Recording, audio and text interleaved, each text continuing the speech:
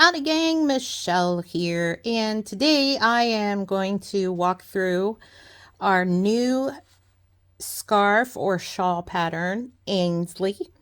And big thanks to Becca for helping me out with this and putting it together for me. And for this particular one, she used the Leisure Arts half-inch loom. The yarn she used is I Love This Yarn Stonewash in the color Coraline. And the abbreviations that we're going to use on this are knit, purl, yarn over, and knit two together. Now, what I've done with this one, because it is flat panel, I thought I would try something new and make it a little easier on you guys. As you can see right here with row 1, I show what direction we go. Now, this is basically if you're somebody that works clockwise, like I do, and I usually start when it comes to flat panel going from the right to the left. Now, if you go from left to right, that's fine as well. Just scratch off those arrows and just go whatever direction you want to go. The other thing is on rows 2 and then all the other even rows, 4, 6, 8, 10, and 12, you're going to do the same thing where you're just going to knit straight across. That basically is going to use your, that's going to be your setup row to move your pegs around or to move your yarn around on your pegs to make it easier. So for this particular one, it's actually really easy and it works up pretty quick once you get into the groove of it. For the first half of this pattern, rows 1 through, we'll say 5 because 8 is a knit row, you're going to do the same thing across. So this is actually in multiples of 6 plus 2. So 1, 2, 3, 4, 5, 6. That's considered one section. This whole piece is just considered one section. So let me grab my handy dandy highlighter here. And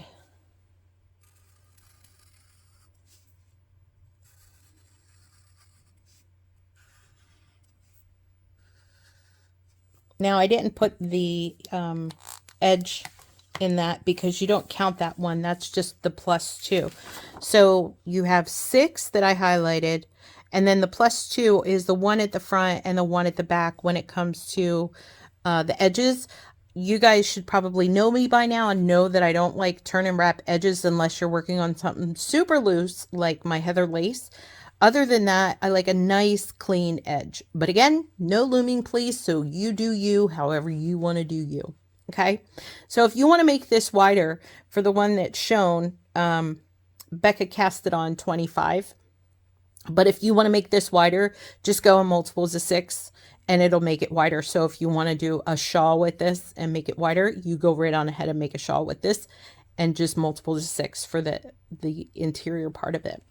So for rows 1, 3, and 5, as you can see, we're going to start with a knit, or excuse me, a yarn over, knit 2 together, knit 1, knit 2 together, and yarn over.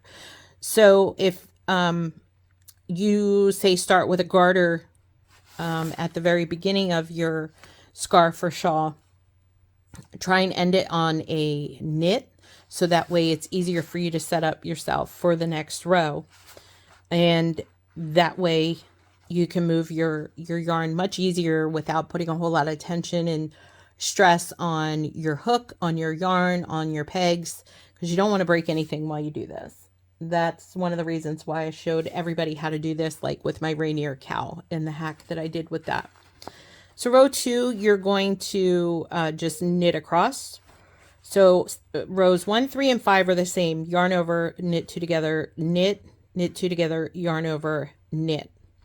You're going to repeat that in rows 1, 3, and 5. Now, 7, 9, and 11 is where we kind of flip things a little bit. Whereas down here in these 3, we did yarn over, knit 2 together. Now we're going to do knit 2 together and yarn over, which is where you take this yarn from peg 3 and move it over to peg 2.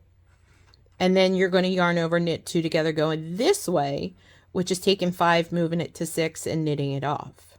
And you're going to do that for 7, 9, and 11. Now, again, if you're brand new as a Patreon and you aren't sure about this, normally Becca is really good about making videos, but she's been super busy with work. So that's why I'm doing this one.